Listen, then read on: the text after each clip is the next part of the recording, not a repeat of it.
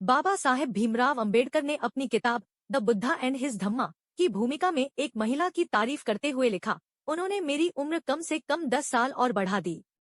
इस महिला पर बाद अंबेडकरवादियों ने आरोप लगाया कि उनके नेता का निधन एक हत्या थी, जिसके लिए ये महिला जिम्मेवार है। ये महिला कोई और नहीं बल्कि डॉक्टर अंबेडकर की दूसरी पत्नी डॉक्टर सविता थी, जिनकी शादी से न केवल अंबेडकर के परिवार वाले बल्कि उनके बहुत से प्रशंसक भी नाराज हो गए थे। जब अंबेडकरवादियों ने डॉक्टर सविता पर आरोप लगाया तो केंद्र सरकार ने इसकी जांच कराई। जांच के बाद उन्हें क्लीन चिट दे दी गई।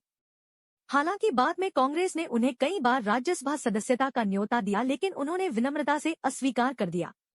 डॉक्टर सविता भीमराव अंबेडकर का जन्म महाराष्ट्र के एक कुलीन ब्राह्मण परिवार में हुआ था। वो डॉक्टर थी, बाबा साहेब की दूसरी पत्नी बनी। जिस समय अंबेडकर ने उनसे शादी की, उनके परिवारजन ही नहीं बल्कि बहुत से अनुयायी भी खासे नाराज हुए।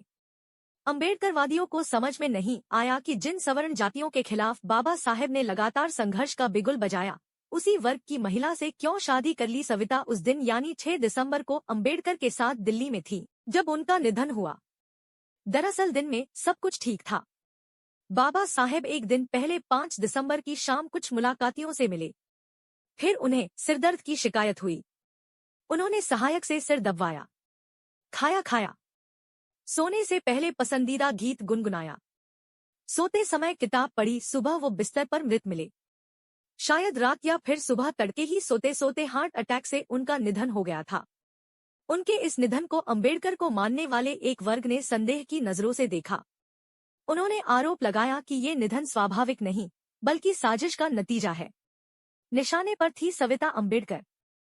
सविता को माई या मेम साहब कहा जाता था। सविता माई ने जब बाबा साहेब से शादी की तो वो उनके साथ उस आंदोलन में जोर शोर से कूद पड़ी थी जिसे वो लंबे समय से चला रहे थे। वो सामाजिक कार्यकर्ता थी, होनहार डॉक्टर थी। बाबा साहब के साथ बौद्ध धर्म भी स्वीकार किया था। अंबेडकर के